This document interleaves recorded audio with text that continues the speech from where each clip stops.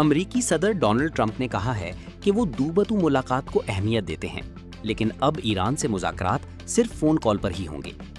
عالمی خبر رساں ادارے کے مطابق ان خیالات کا اظہار صدر ٹرمپ نے وائٹ ہاؤس میں ناسا کی آرٹیمس 2 مشن پر جانے والے خلابازوں سے ملاقات کے دوران وہاں موجود صحافیوں سے گفتگو میں کیا۔